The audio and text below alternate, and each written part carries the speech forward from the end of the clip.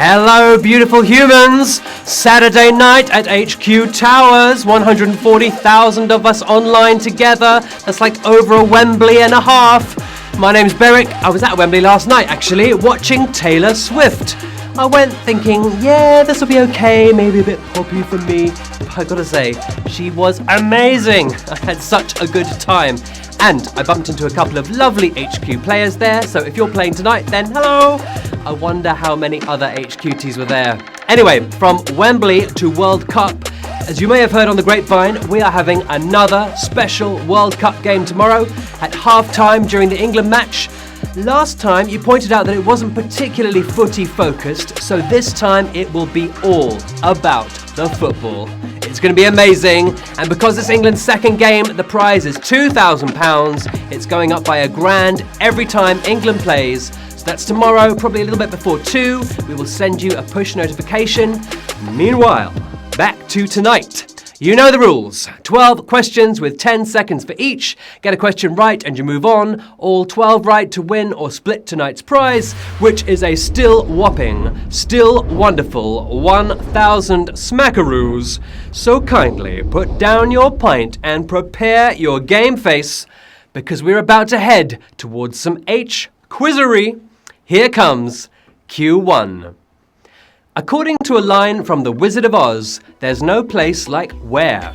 Home, Bangkok, Watford Junction. Toto, we're not in Africa anymore. We're at HQ.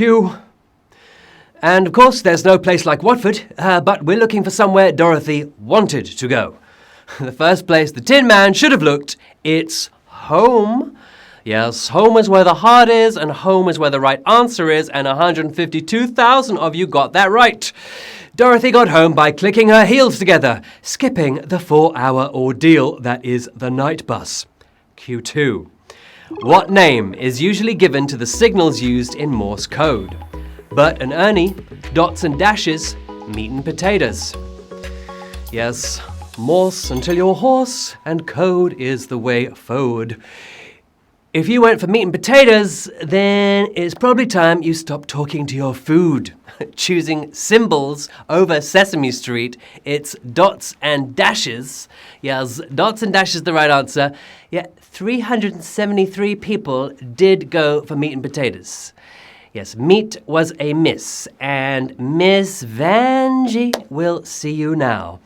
Bye. But for the rest of you, 148,488, got it right. Well done, you're moving on to the next round. Here comes. Well, let's first do some shout-outs. And also, I want to tell you, don't forget to update the app after the game if you haven't done it yet, because there are great features that will be incorporated when you do. Now, it's always lovely to hear from you. Hello to the Bangor mums and dads. Hello to Callum, who's mid-A-levels. To Paz, Jack and Mark, who are cat-sitting. To Ryan, Rachel, Gaz and Harry, who are on their way to being Merchant Navy officers. Congratulations. To Dawn, Dan, Anna and Gemma, who play every night. And to Sam Smith, who's 13 today. Happy birthday. Q3. Which of these was a popular video and DVD series aimed at educating very young children? Baby Spice, Baby Einstein, Baby Wolfenstein. Of course, this was played to me when I was very little. Babies love their pacifiers, but who was looking to stop them from being dummies? Born with a moustache, it's Baby Einstein. And how many of you were Einstein enough to get that? 132,664. The series aimed to teach complicated ideas to kids as young as 6 months old. But then it was revealed to have no educational value whatsoever. That explains it. Okay, Q4. The final series of Blackadder was set during which conflict? Vietnam War, World War I, Gulf War. Blackadder, Blackadder. If you're conflicted about this one, just pick one. 3 serious conflicts. But which one did Blackadder turn utterly hilarious? The franchise none of us wants to become a trilogy. It's World War I. For the win here, 109,000 of you won that one. It was first broadcast in 1989, and it saw Blackadder and co. trying to evade the horrors of trench warfare.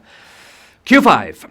Which ingredient traditionally replaces the ham in an Eggs Benedict to make it an Eggs Florentine? Spinach, shallots, salmon. Egg on your face if you get this wrong. It's the king of American breakfasts, but which ingredient turns an Eggs Benedict Italian?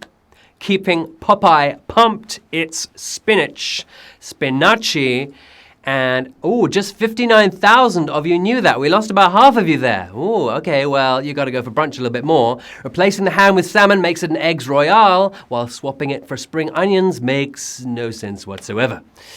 Okay, well, 1,496 players used extra lives to get back in on that round. Clever move. Now, Q6. What does the letter S stand for in SIM, commonly used in the phrase SIM card? Service, system, subscriber. SIM for a whim. It's an acronym we hear all the time, but what does it actually mean? It's more about you than the system because it stands for subscriber. Subscriber. Yes. Just 10,921 of you got that right. That was tonight's first savage question. Question sauvage. Yes. 1,619 of you got back in the game with an extra life there, but we lost quite a few of you on that one. The subscriber identity module contains a bunch of important data, allowing us to switch phones without starting all over again. That's what that's all about. Q7. On her be pleased to pour is a line from which musical work? Ave Maria, God Save the Queen, Amazing Grace. Musical trivia time. A trinity of holy hymns, but where will you find these lyrics? Doing its job for 65 years and counting, it's God Save the Queen. Yes, and 5,879 of you saved yourselves by picking that as the right answer. The line pops up in the third verse of the anthem, but we tend only to sing the first one. We obviously don't want to save Lizzie that much. And now, 242 players used your extra lives to get back in, so there's just under 6,000 of you left as we go into Q8. Which of these South American capital cities has a port? Bogota, Santiago, Montevideo. Any port in a storm, and only one port in this queue. 3 bustling beauties, but who's the only one boasting a coastline, let alone a port? Uruguay's answer to blockbusters, it's Montevideo. The correct answer here, and 3,131 of you got that right. Most of you, well done, you know your geography. Montevideo's port is one of the biggest in South America, growing 14% busier every year. Feels like all of us at work. Okay, Q9. Which of these was it traditionally considered good luck to do before breakfast on Monday? Hiccup, pick a pansy, cut your nails. Or just get some sleep on Sunday night. No, it's not that. It's one of these 3. Nobody likes Monday mornings, but which of these is meant to beat back the blues? Best done away from the table, thank you. It's cut your nails. Cutting a dash, 1,177 of you. Again, we lost about half there. Sorry if it's bye-bye time for you. Picking a pansy may make it rain, but getting all 12 questions right tonight is a much more satisfying way of doing it. Yes, it is. 3 Qs to go. Q10. Which of these countries is in both the Eurozone and the European Union? Sweden, Denmark, Finland. Are you feeling lucky? They've all got a seat at the EU table, but who put their money where their butts are? Swapping marka for euros in 2002, it's Finland. And feeling Finishly Firsty Fine, it's 412 of you. We lost 985 of you there. Another pretty tricky question.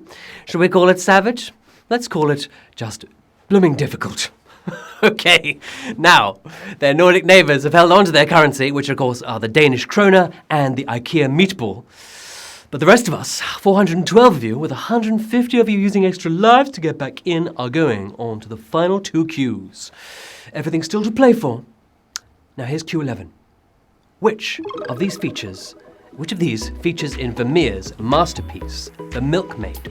A foot warmer, an easel, a caged marmoset. Art history Q time, but you've got to look in the background for this one. It's Vermeer's most famous painting. But which of these objects is there lurking behind the scenes? A sauna for your souls, it's a foot warmer. A foot warmer warming the hearts of 379 of you. Caged marmoset may be unlikely, but they do turn up in paintings from the Golden Age.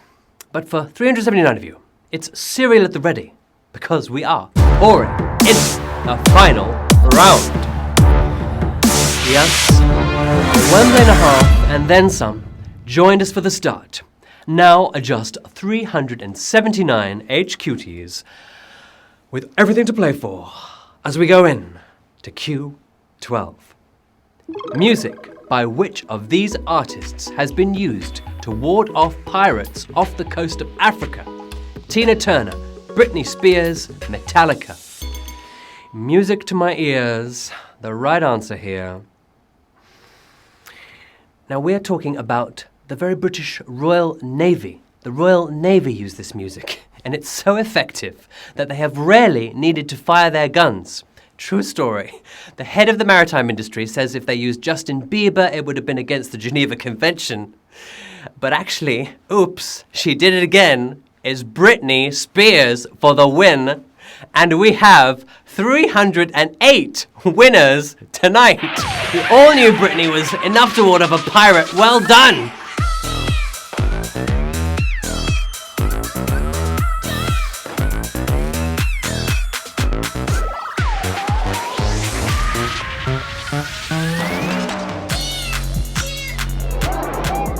I'm super impressed by you, Britney Spears listening fans there. 308 of you winning £3.25 or £3.24. Well done to Army Guy in UK, to C. Briley 7S, to Kyle the UK, and that's a very nice squirrel in your picture there, and to I Can't Get Up, whose picture says help, I've fallen and I can't get up.